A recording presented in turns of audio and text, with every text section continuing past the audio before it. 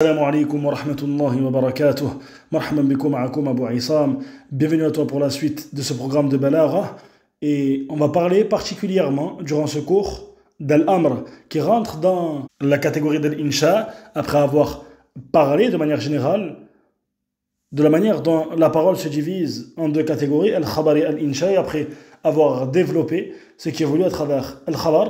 On commence donc à parler d'Al-Insha en mentionnant une catégorie parmi les catégories qui rentrent donc dans الإنشاء. قد سبق تعريف الإنشاء وفهمنا أنه ضد الخبر فاعلم أنه على ضربين. A certes précédé la définition de l'Insha, et nous avons compris qu'il s'agit du contraire d'Al-Khabar. Et tu te rappelles qu'on a dit au sujet d'Al-Khabar ما يصح أن يقال لقائله إنه صادق أو كاذب. On a dit concernant Al-Khabar le fait qu'il est possible de dire concernant celui qui a prononcé cette parole, le fait qu'il est véridique ou qu'il n'est pas véridique, qu'il a menti dans cette parole. Et on a vu que Al-Insha est le contraire d'Al-Khabar. Et ما لا يصح أن يقال لقائله ذلك. Ce qui n'est pas possible, et ce dont il n'est pas possible de dire concernant celui qui a prononcé cette parole, qu'il est véridique ou qu'il a menti dans cette parole. Sache donc qu'Al-Insha est de deux catégories. القسم الأول الطلبي وهو ما يستدعي مطلوبا غير حاصل وقت الطلب ويكون بخمسة أشياء الأمر وهو موضع كلامنا في هذا الدرس والنهي والاستفهام والتمني والنداء. La première catégorie est ce que l'on appelle الطلبي qui est en relation avec la demande. Et il s'agit de ce qui implique une demande qui n'est pas parvenu au moment de la parole, au moment où cette demande est effectuée.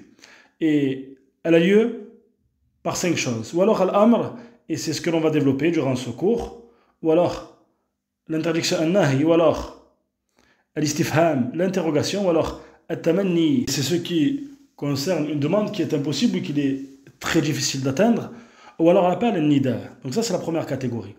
القسم الثاني غير الطلبي وهو ما ليس كذلك وسيأتي الكلام عنه إن شاء الله تعالى. Et la deuxième catégorie est celui qui n'est pas en relation avec la demande, que l'on appelle غير الطلبي concernant l'Insha, et c'est celle qui n'est pas ainsi, c'est-à-dire qui n'est pas en relation avec une demande, et viendra plus tard la parole à son sujet Inch'Allah ta'ala. On va donc parler particulièrement durant ce cours d'Al-Amr. فأما الأمر فهو طلب الفعل على وجه الاستعلاء وله 4 صيغ.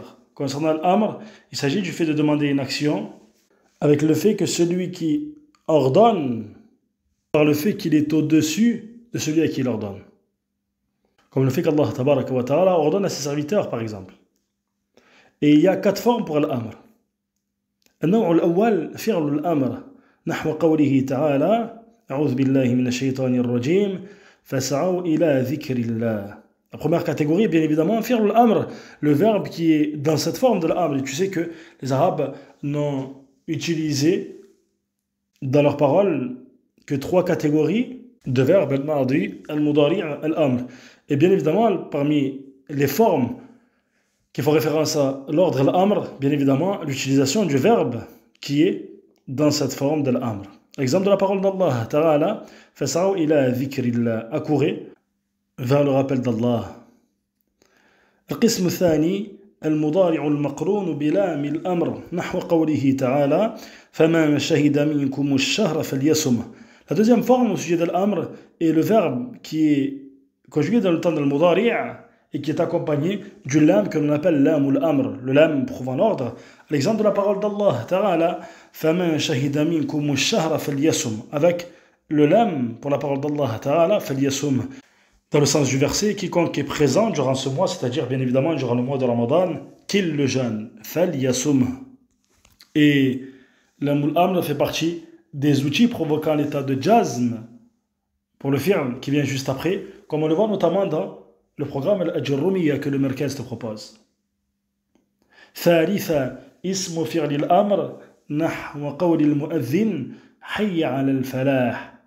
Troisièmement, le nom que l'on appelle ism fi'l al-amr, c'est-à-dire qui a le même rôle que le fi'l, et c'est ce qui est voulu parce qu'on l'appelle ism fi'l, et qui est dans le sens de l'amr, à l'exemple du nom hayya pour la parole de celui qui accomplit l'adhan et qui dit donc hayya ala al-falah. Et c'est également le cas bien évidemment pour sa parole hayya ala as-salah. رابعا المصدر النائب عن فعل الأمر نحو سعيا في الخير. Quatrièmement, le masdar qui remplace le verbe à l'impératif, à ce temps de l'amr. À l'exemple de ta parole sa'yan fil khayr. Voilà que sa'yan est le masdar du fi'l sa'a yas'a. Et voilà que tu ne dis pas ici is'a fil khayr. Cours vers le bien en mentionnant le verbe de la forme de l'amr, mais tu utilises le masdar qui vient remplacer l'amr. Donc voilà que ce qui est voulu bien évidemment à travers le sens de ce masdar, c'est l'amr. Sa'yan fil khayr. On termine ce cours avec un profit et un bénéfice. Fa'ida. قد تخرج صيغ الأمر عن معناها الأصلي إلى معان أخرى تفهم من سياق الكلام وقرائن الأحوال. Il se peut que la forme de l'amr, c'est-à-dire le fait que la forme de la parole qui est mentionnée dans cette forme de l'amr sort de son sens de base.